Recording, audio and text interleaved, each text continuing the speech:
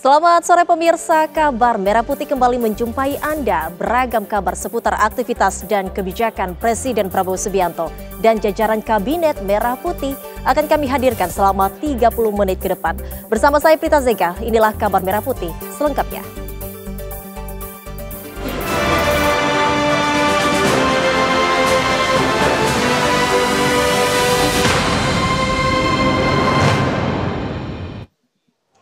Kita awali kabar Merah Putih pemirsa. Menko Bidang Infrastruktur dan Pembangunan Kewilayahan Agus Harimurti Yudhoyono atau AHY memimpin rakor penanganan banjir di Bekasi, Jawa Barat.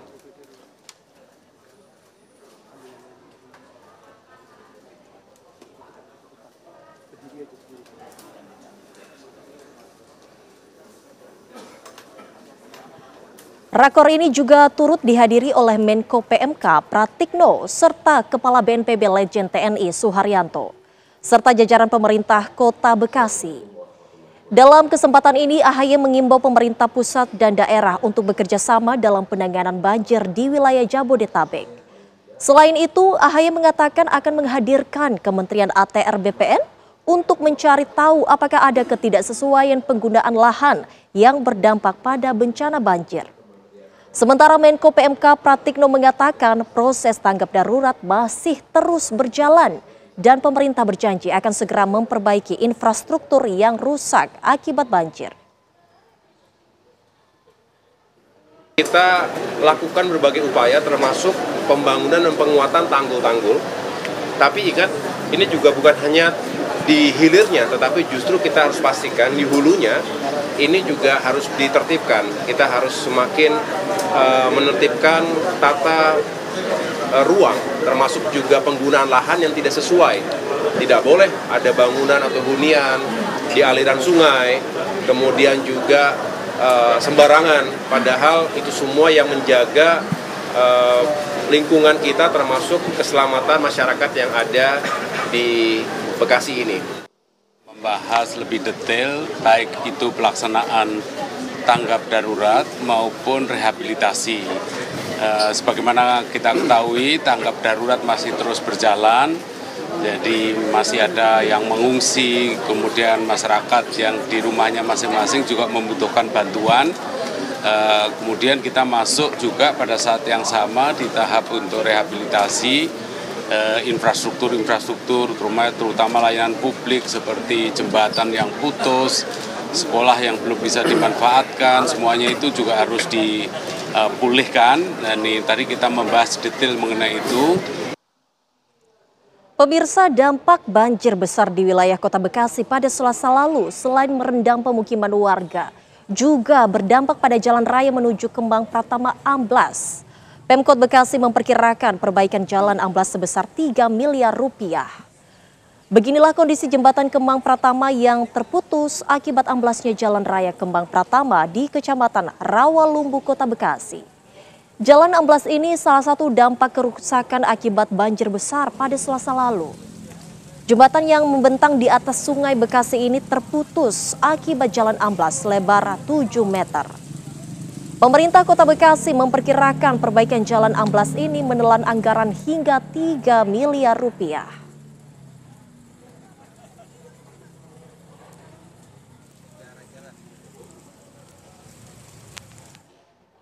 Dan untuk mengetahui kondisi terkini di jembatan Kembang Pratama yang terputus akibat banjir, kita terhubung dengan reporter TV One Syahda Yostiza. Selamat sore Syahda, bagaimana situasi di sana saat ini?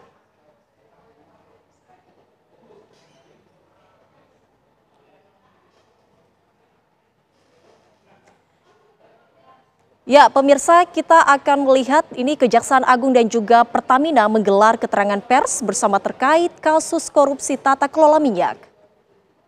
Jaksa Agung ST Burhanuddin mengatakan BBM yang dipasarkan Pertamina saat ini adalah baik dan sesuai dengan spesifikasi dan tidak terkait dengan peristiwa hukum yang sedang disidik saat ini. Sementara itu, Direktur Utama PT Pertamina mengatakan jika pihaknya sudah melakukan uji terhadap produk BBM Pertamina dan hasilnya sudah sesuai dengan spesifikasi teknis yang dipersyaratkan oleh Dirjen Migas Kementerian ESDM.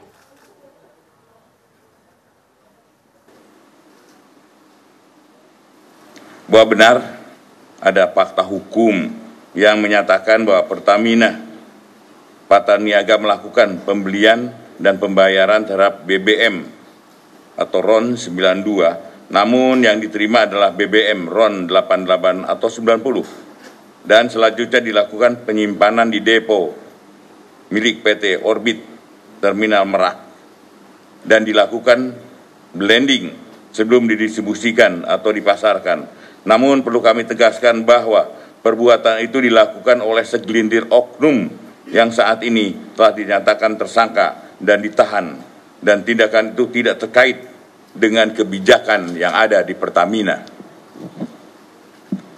Mohon ini dimengerti dan disampaikan kepada masyarakat sehingga tidak ada lagi hal-hal yang menyebabkan situasi kondisi minyak Pertamina mengalami hal-hal yang tidak kita inginkan.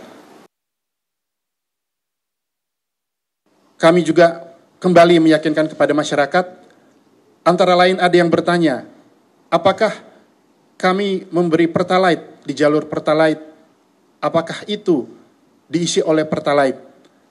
Sebaliknya kami membeli Pertamax, apakah itu diisi Pertamax, bukan diisi Pertalite? Sekali lagi pada kesempatan ini kami menyampaikan bahwa semua prosedur tata kelola pelayanan di masyarakat sudah sesuai dengan prosedur dan aturan yang berlaku.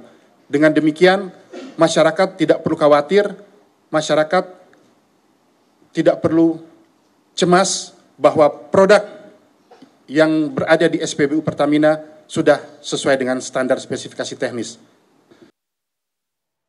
Pemirsa, libur sekolah yang awalnya dimulai 26 Maret 2025 dimajukan menjadi 21 Maret hingga 8 April 2025. Kabarnya usai jeda, tetaplah di Kabar Merah Putih. Kabar Merah Putih kembali untuk Anda. Pemirsa, libur sekolah yang awalnya dimulai 26 Maret 2025 dimajukan menjadi 21 Maret hingga 8 April 2025. Ini disampaikan oleh Menko Pembangunan Manusia dan Kebudayaan Pratikno usai mengadakan rapat persiapan Hari Raya dan Libur Idul Fitri di kantor Kemenko PMK Jakarta Pusat pada Rabu sore. Selain itu, aparatur sipil negara juga mendapatkan fleksibilitas kerja berdasarkan surat edaran Menpan Reformasi Birokrasi nomor 2 tahun 2025 yang menetapkan kebijakan Flexible Working Arrangement pada 24 sampai 27 Maret 2025. Rentang waktu libur yang lebih panjang ini diharapkan dapat mengurangi risiko penumpukan di jalur mudik maupun arus balik.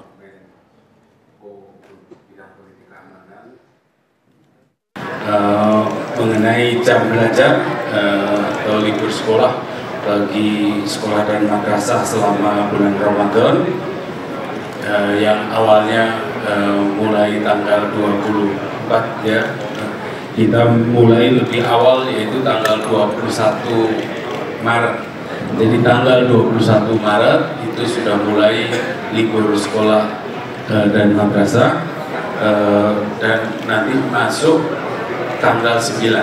Jadi liburnya tanggal 21 Maret sampai 8 April, masuk sekolah tanggal 9 April. Flexible working arrangement itu telah ditetapkan mulai tanggal 24 Maret sampai dengan 27 Maret 2025. Ini adalah flexible working arrangement bagi ASN. Pemirsa, Menteri Koordinator Bidang Pangan Zulkifli Hasan bersama Menteri Perdagangan Budi Santoso meninjau harga pangan di Pasar Johar Baru, Senen, Jakarta Pusat pada Rabu pagi. Pengecekan untuk memastikan para pedagang menjual bahan makanan pokok sesuai harga eceran tertinggi yang telah ditetapkan oleh pemerintah. Zulkifli Hasan menyampaikan ketersediaan komoditas pangan di pasar selama Ramadan aman terkendali. Sementara kenaikan harga tertinggi adalah cabai mencapai 100% dari harga normal Rp60.000 per kilogram, saat ini mencapai Rp120.000 per kilo.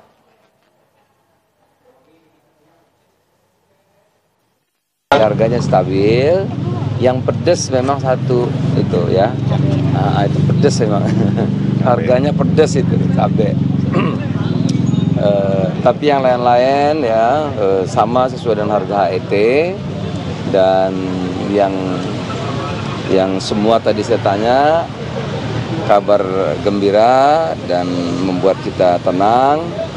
Barangnya itu banyak ya, mau ayam, mau beras tadi banyak itu.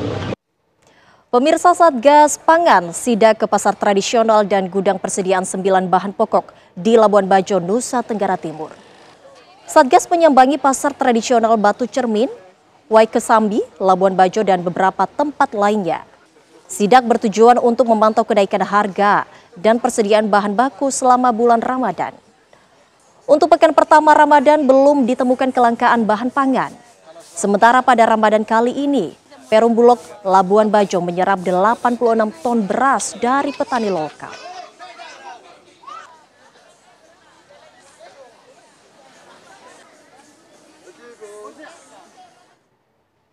Program makan bergizi gratis tetap berjalan di bulan Ramadan.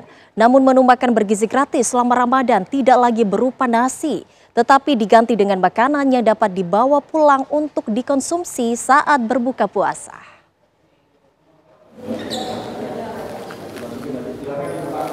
Hari pertama masuk sekolah di bulan Ramadan, program makan bergizi gratis kembali dilanjutkan. Di Kota Bandung, Jawa Barat, Satuan Pelayanan Pemenuhan Gizi yang berlokasi di Lanut Hussein Sastra Negara mulai menyiapkan menu makan bergizi gratis untuk para siswa. Ada perbedaan untuk menu makan bergizi gratis selama bulan Ramadan ini. Jika biasanya menu makanan terdiri dari nasi dan lauk pauk, maka saat Ramadan menu makanan diganti dengan biskuit, susu, buah-buahan, dan kurma. Hal itu dilakukan agar makan bergizi gratis dapat dibawa pulang untuk dikonsumsi saat berbuka puasa. Nantinya paket makanan tersebut akan dibagikan ke 3.400 siswa di 5 sekolah SD, SMP, dan SMA yang ada di Kecamatan Cicendo. Di bulan suci Ramadan ini kita menyesuaikan dengan kondisi sehingga makanan yang kita siapkan adalah makanan yang bisa dibawa para siswa pulang ke rumah dan dapat disantap pada saat berbuka puasa.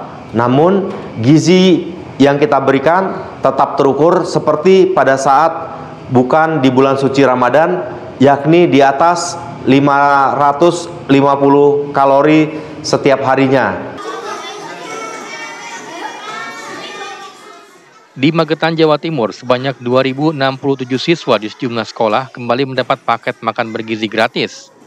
Namun karena puasa, menu MBG diganti dengan takjil berupa telur puyuh, roti, kurma, dan susu yang bisa dibawa pulang untuk disantap saat berbuka puasa. Meski berbeda dari sebelumnya, para siswa merasa senang karena masih mendapat paket makan bergizi gratis. Dari Bandung, Jawa Barat, dan Magetan, Jawa Timur, Cepi Kurnia, Miftahul Ervan, TV One, mengabarkan.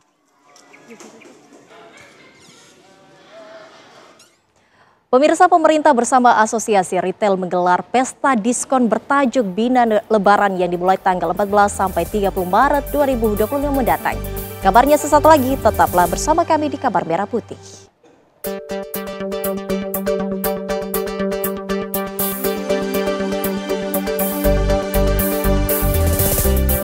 Anda kembali menyaksikan Kabar Merah Putih. Pemirsa, program TNI Manunggal Membangun Desa menjadi harapan baru warga Biak, Papua. TNI mengubah hutan belukar menjadi hunian layak dan lahan pertanian untuk ketahanan pangan.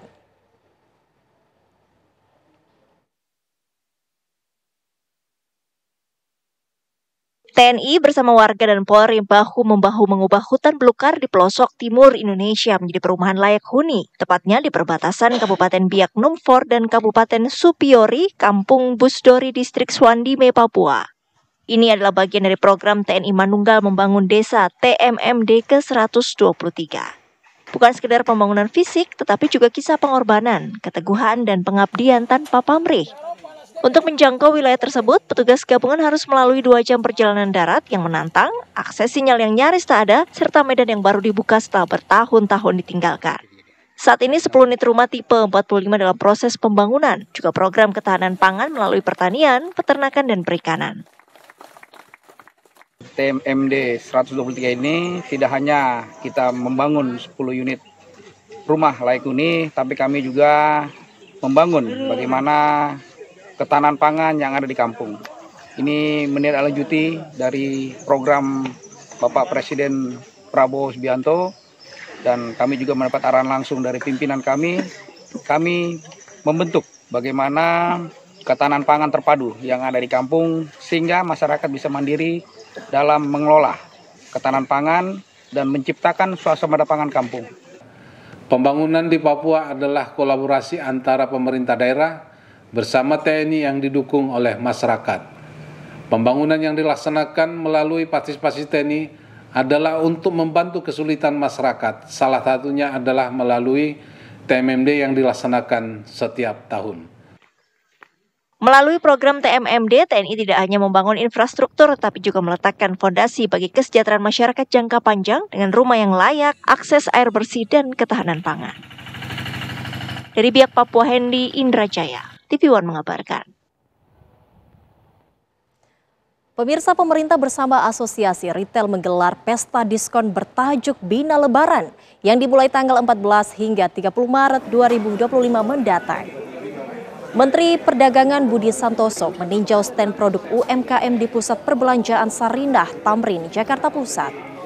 Kedatangan Budi untuk mengkampanyekan program belanja di Indonesia Aja atau Bina Lebaran, di mana Sarinah menjadi salah satu pusat perbelanjaan yang akan mengikuti program Bina Lebaran 2025 dengan menjual berbagai macam produk seperti fashion, furniture, hingga kuliner produksi dalam negeri.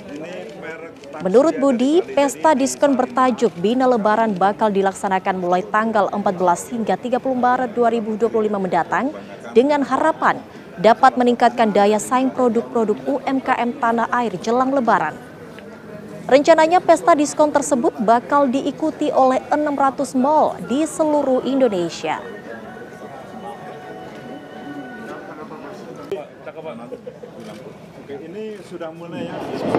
Program Bina Lebaran ini tujuannya adalah satu, sebenarnya itu untuk promosi sampai 70% ya dalam rangka menyambut Lebaran. Kemudian juga akan diadakan basar di berbagai mal Pak ya yang akan diisi oleh UMKM.